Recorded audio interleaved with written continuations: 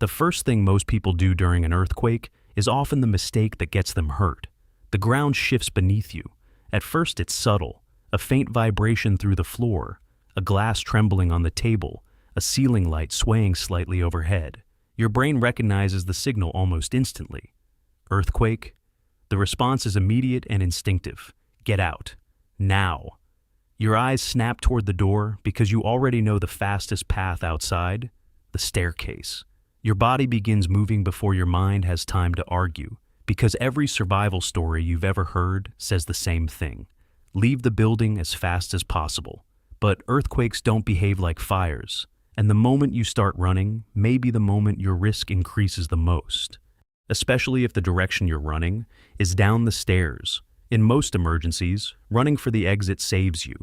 Distance from danger usually means survival, but earthquakes follow a different set of rules. Modern buildings are designed to flex and sway, bending slightly to absorb the violent energy moving through the ground. The staircase often doesn't.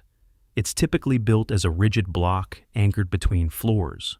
When those floors begin swaying out of rhythm, the staircase can't flex with them. It gets twisted, pulled in opposite directions by moving levels of concrete and steel. And the escape route everyone is running towards suddenly becomes something else. A structure under shear, the staircase. The real danger in an earthquake isn't just the building, it's motion.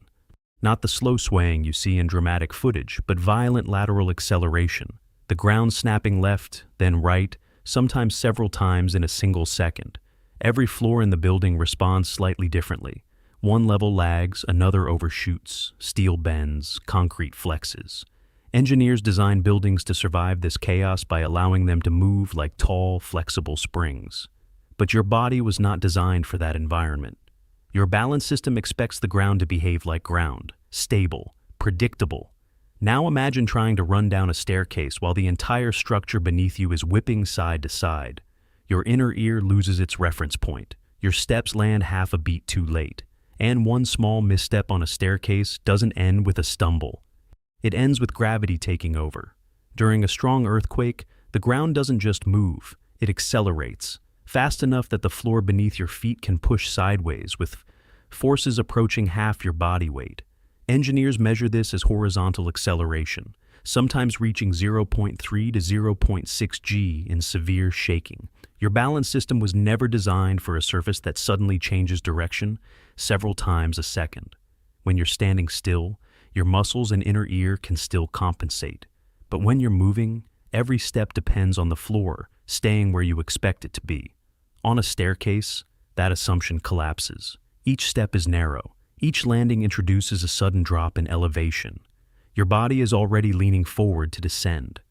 The moment the floor shifts, that forward momentum keeps going even when your footing disappears. One mistimed step, one sudden lateral jolt, and the physics of a staircase turns a small loss of balance into something far more violent. Because gravity doesn't negotiate with motion, the first fatal mistake is the one we've already seen: running immediately. The moment the shaking begins, the human brain wants distance from danger. Doors, hallways, stairwells. Anything that looks like an exit suddenly feels like safety. But while the structure is still moving, your body is trying to run on a surface that refuses to stay still. Each step lands on a floor that may already be moving away from where you expected it to be. The faster you move, the less time your balance system has to correct the error. The safest action in that moment is the opposite of instinct. Drop, cover, hold on, stabilize your body before you try to relocate it. The second mistake happens seconds later, when dozens of people make the same decision at the same time. The stairwell fills. Office workers, residents, hotel guests, all compressing into the same narrow vertical path. One person stumbles on a moving step. Someone behind them can't stop in time. Momentum pushes forward. In a confined stairwell, there is nowhere to fall except into the people below you. The structure is shaking, bodies are moving, and gravity is waiting at the bottom. And then there's the third mistake: moving beneath falling hazards. During earthquakes, many injuries come not from collapsing buildings, but from objects breaking loose inside them. Light fixtures, ceiling panels, glass, sections of plaster. When you're running, your focus narrows to the exit in front of you. You stop scanning above your head. Someone sheltering under sturdy furniture can protect their skull. Someone sprinting down a staircase usually can't. So, why does the instinct to run feel so overwhelming? Because your brain is borrowing survival logic from the wrong disaster. In a fire, escape immediately. Heat spreads, smoke rises, distance buys time.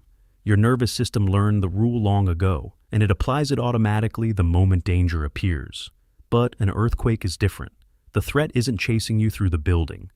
The threat is moving the building itself. And there's another trap working quietly in your mind. Action bias. When something frightening happens, the brain craves motion. Doing something, anything, feels better than standing still. Movement feels like control, but during violent shaking, movement can remove the one advantage you still have: stability. During strong shaking, a fall happens fast. Too fast for correction.